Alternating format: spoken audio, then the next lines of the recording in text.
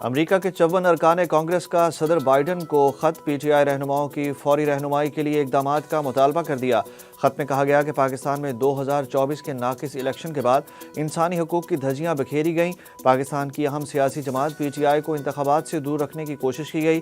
مختلف ریاستی حربوں کے باوجود پی ٹی آئی امیدواروں نے آزاد حیثیت میں کامیابی حاصل کی۔ ارکان کا کہنا تھا کہ سیاسی قیدیوں کی رہائی کے لیے اسلام آباد میں امریکی سفارت خانے کو حکمت عملی اپنانے کا کہا جائے۔ گزشتہ ماہ بھی امریکی کانگریس کے 62 ارکان نے بانی پی ٹی آئی کی رہائی کے لیے صدر بائیڈن کو خط لکھا تھا۔ نواز شریف وزیر اعظم کیوں نہیں بنے؟ سابق وزیر اعظم نے آخر کار وجہ بتا دی۔ لندن میں صحافیوں سے گفتگو میں نون لیگ کے قائد نواز شریف نے کہا کہ یہ ہرگز سچ نہیں ہے کہ مجھے وزیر اعظم بننے سے روکا گیا۔ طے کر لیا تھا کہ اکثریت نہیں ملی تو وزیر اعظم کے امیدوار نہیں ہوں گا، اس میں کوئی راز نہیں۔ نواز شریف نے سیاسی کشیدگی کا ذمہ دار عمران خان کو قرار دیتے ہوئے کہا کہ انہوں نے جمہوریت کو سمجھا اور نہ اس کی بہتری کے لیے کچھ کیا۔ عمران خان نے میری بات مانی ہوتی تو ہمیں تکالیف نہ اٹھانی پڑتی۔ احتجاج کی کال ملک کو ڈی ریل کرنے کی کوشش ہے، کامیاب نہیں ہوں گے۔ ان کا کہنا تھا کہ اگر ایسی صورتحال ہوتی ہے کہ ہمیں کھیلنے کے لیے بھارت جانا ہوتا تو میں چاہتا کہ پاکستان وہاں جانے والی پہلی ٹیم ہو، اس لیے بھارتی ٹیم کو پاکستان آنا چاہیے، اس سے تعلقات بہتر ہوں گے۔ پی ٹی آئی کا 24 نومبر کو احتجاج، بشرا بی بی اور قیادت کی پلاننگ جاری۔ سابق خاتون اول بشرا بی بی نے ہر حلقے سے ایم این اے کو 10,000 اور ہر ایم پی اے کو 5,000 افراد ساتھ لانے کی ہدایت کر دی۔ ذرائع کے مطابق بشرا بی بی نے کہا کہ مطلوبہ تعداد نہ لانے والے رکن اور احتجاج سے پہلے گرفتار ہونے والے رکن کو پارٹی سے باہر کر دیا جائے گا، جبکہ علی امین گنڈا پور نے کہا کہ سر پر کفن باندھ کر نکلیں گے۔ اس بار پنجاب بھی تیاری کر لے۔ پنجاب کے ہر رکن قومی اسمبلی کو 10 گاڑیاں اور ارکان پنجاب اسمبلی کو 5 گاڑیاں ساتھ لانے کی ہدایت کر دی ہے۔ بیرسٹر گوہر نے کہا کہ کارکن قافلے کی شکل میں اسلام آباد پہنچے۔ بیرسٹر سیف نے کہا کہ 24 نومبر کو احتجاج لازمی ہوگا۔ اسٹیبلشمنٹ سے فی الحال رابطہ نہیں ہوا، صوبے کی مشینری استعمال کرنے کی کوئی اجازت نہیں۔ عوام سے اپیل ہے کہ پرامن رہیں، قانون کو ہاتھ میں نہ لیں۔ سابق وزیر خارجہ شاہ محمود قریشی نے کارکنوں سے اپیل کر دی۔ راولپنڈی اے ٹی سی میں میڈیا سے گفتگو میں انہوں نے کہا کہ میں جہاں کھڑا تھا وہیں کھڑا ہوں، عمران خان کے ساتھ کھڑا تھا اور کھڑا ہوں۔ پہلے سائفر کیس میں اڈیالہ میں تھا، اللہ نے سرخرو کیا، اب کوٹ لکھپت جیل میں جھوٹے کیس میں قید ہوں۔ دوسری جانب جی ایچ کیو حملہ کیس میں شاہ محمود قریشی کو مقدمے کے چالان کی نقول فراہم کر دی گئی۔ فرد جرم کے لیے 25 نومبر کی تاریخ مقرر کر دی گئی۔ عمران خان کو اڈیالہ سے بنی گالہ منتقل کر کے مذاکرات کیے جائیں، بانی پی ٹی آئی کے وکیل فیصل چودھری نے مطالبہ کر دیا۔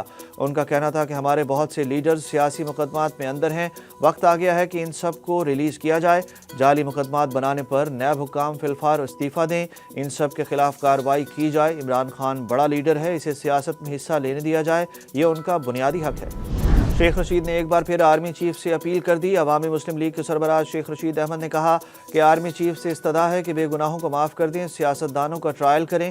میری صرف آئی کے سے دوستی ہے، ان کے ساتھ کھڑا ہوں۔ پی ٹی آئی کی 24 نومبر کال سے میرا کوئی تعلق نہیں۔ جی ایچ کیو کیس کی سماعت کے لیے عدالت میں پیشی کے موقع پر میڈیا سے بات کرتے ہوئے شیخ رشید نے کہا کہ جی ایچ کیو کیس میں 150 ملزمان ہیں، کوئی ایک کہہ دے کہ میں کیس میں ملوث ہوں تو سزا لینے کے لیے تیار ہوں۔ جنرل عاصم منیر سے درخواست کرتا ہوں کہ بے گناہ لوگوں کے لیے آپ عام معافی کا اعلان کریں۔ میرے چلے میں مجھ پر تشدد نہیں کیا گیا، لیکن جس غار میں رکھا اس نے بڑا ستایا۔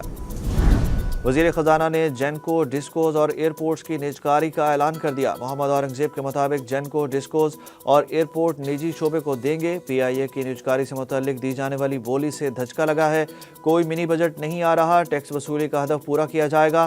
ان کا کہنا تھا کہ آئی ایم ایف کے دورے کا مقصد معیشت کا جائزہ لینا نہیں بلکہ اعتماد سازی میں اضافہ تھا، جبکہ آئی ایم ایف نے بھی پاکستان کے ساتھ ہونے والے مذاکرات کا اعلامیہ جاری کر دیا۔ اعلامیہ کے مطابق معاشی امور پر پاکستانی حکام کے ساتھ بات چیت مثبت رہی۔ ملتان کے نشتر اسپتال میں 30 مریضوں میں ایڈز وائرس کی منتقلی کا ذمہ دار ایم ایس کو قرار دے دیا گیا۔ نشتر اسپتال کے ڈائلسس یونٹ سے مریضوں میں ایڈز کی منتقلی کی انکوائری رپورٹ سامنے آ گئی۔ اسپتال انتظامیہ کے مطابق کمیٹی نے ایم ایس نشتر اسپتال ہیڈ آف نیفرولوجی کو واقعے کا ذمہ دار ٹھہرایا۔ اسپتال انتظامیہ کے مطابق انکوائری میں 25 مریضوں میں ایڈز وائرس منتقل ہونے کی تصدیق ہوئی ہے۔ کمیٹی کل اپنی رپورٹ پنجاب حکومت کو پیش کرے گی، جبکہ ڈائلسس یونٹ کا تمام ریکارڈ قبضے میں لے لیا گیا۔ گجرانوالہ میں بھکاریوں کی دادی کے 40ویں میں 12,000 سے زائد افراد کے کھانے کی دعوت کی ویڈیو سوشل میڈیا پر وائرل ہو گئی۔ متوفی خاتون کے پوتے کا کہنا ہے کہ ملک بھر سے برادری کے لوگ کھانے میں شریک ہوئے۔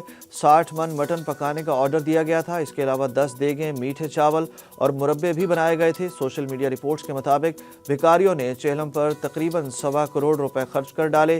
تقریب میں شریک مہمانوں کے لیے ناشتے میں سری پائے، جبکہ شام کے کھانے میں 250 بکرے کے علاوہ انواع و اقسام کے کھانے کا اہتمام کیا گیا تھا۔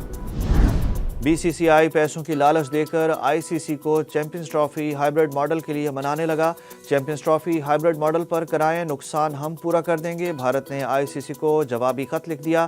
دوسری جانب آئی سی سی پر بھارتی دباؤ کام کر گیا۔ چیمپئنز ٹرافی کے دورے کا شیڈول تبدیل۔ چیمپئنز ٹرافی اب کشمیر اور گلگت بلتستان نہیں جائے گی۔ بی سی بی شیڈول کے مطابق میگا ایونٹ کی ٹرافی کو اسکردو، ہنزا اور مظفر آباد لے جایا جانا تھا، مگر آئی سی سی کے نئے شیڈول کے مطابق ان علاقوں کو شیڈول سے نکال دیا گیا۔ ٹرافی کا دورہ آج سے شروع ہوگا اور 27 جنوری کو ختم ہوگا۔ دورے کے دوران ٹرافی اسلام آباد، ٹیکسلا، خانپور، ایبٹ آباد، مری، نتیا گلی اور کراچی جائے گی۔ پلان میں لاہور شامل نہیں۔ 26 نومبر کو ٹرافی افغانستان کے لیے روانہ ہوگی۔